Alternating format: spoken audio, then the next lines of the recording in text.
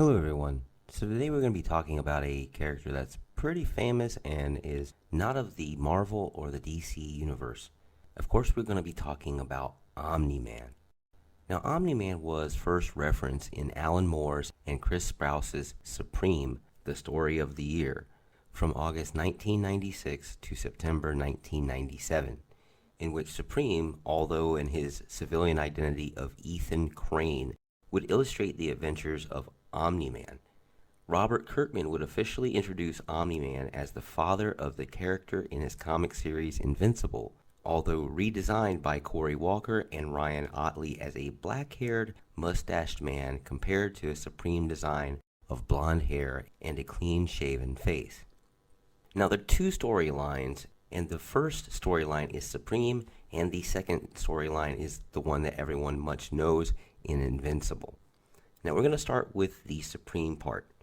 In Supreme, the Story of the Year, the superhero Supreme, upon adopting the civilian identity of Ethan Crane, begins drawing the adventures of Omni-Man as a comic book artist for Dazzle Comics, imagining his secret identity as that of Spencer Sampson and his love interests as Linda Lake and Laura Lemire, alongside writer and Omni-Man creator Diane Lane.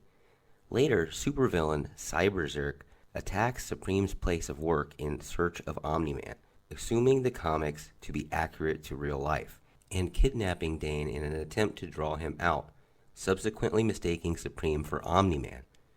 Later on, Supreme encounters a real-life version of Dazzle Comics' Omni-Man in his office after finding a comic book depicting his own life as it's happening.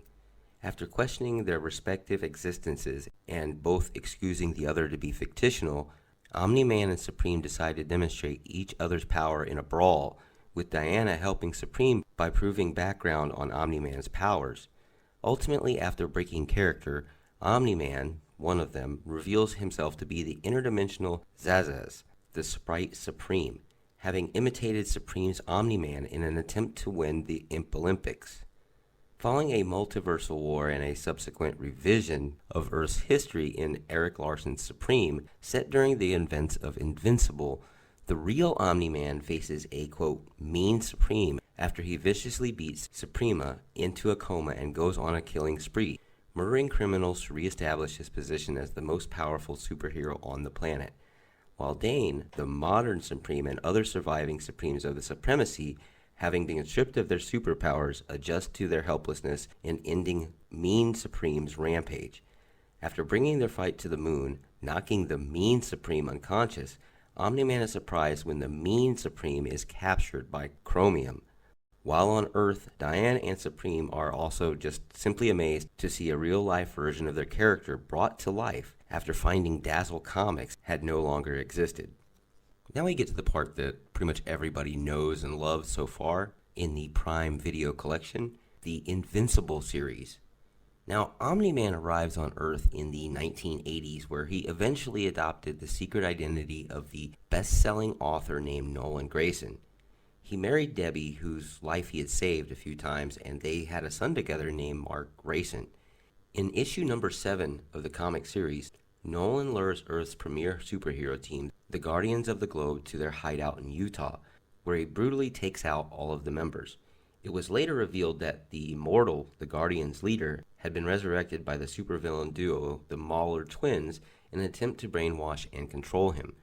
Remembering Omni-Man's betrayal, Immortal tracked him down and battled him in public, outing him as a murderer and a villain he truly is before getting killed yet again. Nolan reveals that he is sent to Earth as a conqueror for the Viltrim Empire, a revelation that was a stark contrast to his previous claims that his presence was to advance human technology and protect the Earth from extraterrestrial dangers. In a confrontation shortly thereafter, Omni-Man beat Mark within an inch of his life, yet he refused to kill him before he fled the planet. It was further revealed that Nolan had found a new planet over which to rule, in the hopes of offsetting some of the consequences of his earthly failure.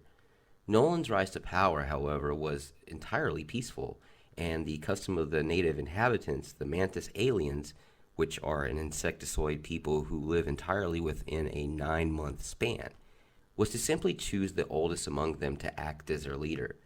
As he did on Earth, Nolan took a native wife, Andressa, and sired a second son, Oliver, who subsequently began the use of codename Kid Omni-Man when he accompanies Invincible back to Earth.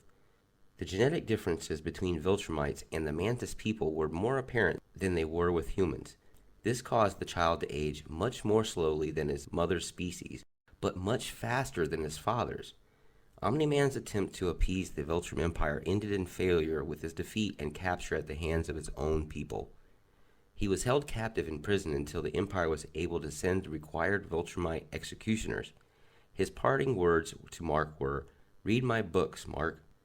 In a conversation with his tailor, Art Rosenbaum, Mark learns that the books Nolan referred to were not his well-known travel books, but a series of failed science fiction novels. While authors suspected that the stories were Viltrimite folklore, Mark quickly realized that they were, in fact, first-person accounts of Nolan's own missions to destroy potential threats to the Viltrim Empire, which could provide the secrets to defeating the Viltrimites. Now, Nolan is later saved on the day of his execution by Alan the Alien, to whom he agrees to reveal the quote-unquote secret. Viltrimites are a near-extinct race, with fewer than 50 pure-blood, able individuals left. Emboldened by the incredible strength shown by his new ally, he begins a two-man campaign to eradicate Viltrim supremacy. Embarking on adventures across the galaxy, they gather weapons and allies, which will give them an advantage over the Viltrimites. They are briefly waylaid by the Viltrimite champion Conquest, an old enemy of Invincible who is killed in the ensuing battle, but not before Mark is critically injured. Nolan spends the subsequent months bonding with Oliver while Mark heals. In the final battle of the war, the anti-Viltrimite coalition is victorious, destroying the Viltrimite homeworld and scattering their enemies, although Nolan is badly wounded by the Viltrimite regent Thrag, who secretly relocates the surviving members of his race on Earth, planning to interbreed with humans to covertly rebuild the Empire. Tensions mount, however, when Thrag discovers that Nolan is a descendant of the long-dead Viltrimite king, and thus heir to the throne, provoking a fierce battle between them both. Although Nolan is overpowered, the Viltrimites recognize him and rally behind him, forcing Thrag to flee for his life. Nolan is subsequently crowned as ruler of the Viltrim Empire. Nolan manages to overlook the Viltrimites on Earth and sees how the Viltrimites change for the better and see Earth as their new home. Now, with Omni-Man's powers and abilities, in addition to having all the generic powers and abilities of a Viltrimite, Omni-Man ranks among the most powerful Viltrimites to ever exist. He has superhuman strength, able to easily lift immense amounts of weight and tear through virtually any matter. This places him as the single most powerful being on Earth. He has super speed and is able to close tremendous distances in seconds, and likewise react to the fastest of opponents. He is nigh invulnerable, immune to all forms of illness or contamination, and able to withstand physical harm from all but the strongest of dangers. He has an enhanced healing factor and is able to recover from any damage he does sustain in remarkably short periods of time, with no lingering side effects. He has nigh limitless stamina and is able to continue his exertions for long periods of time with no effect on his performance and endure any damage he does sustain unhindered. He is also able to levitate and fly. While still needing air, Omni-Man can endure weeks holding his breath and likewise can survive the vacuum of space unprotected, allowing for unaided interstellar travel. Omni-Man is blessed with an immense longevity. This stems from his decelerated aging process, gradually aging slower the older that he gets, allowing for him to retain his youthful health, vitality, conditioning, and appearance for a very long time. At over 2,000 years old, he has only begun to show signs of aging, while still physically performing in his prime. Also, as a Viltrimite, Omni-Man's genetics are so potent that they almost completely overshadow any genetics his offspring will inherit from the other parent, making said offspring almost purely Viltrimite themselves. Anyway, this is our rundown on the Viltrimite Omni-Man. And if you like anything you hear, please hit the subscribe button. We sure do appreciate that around here.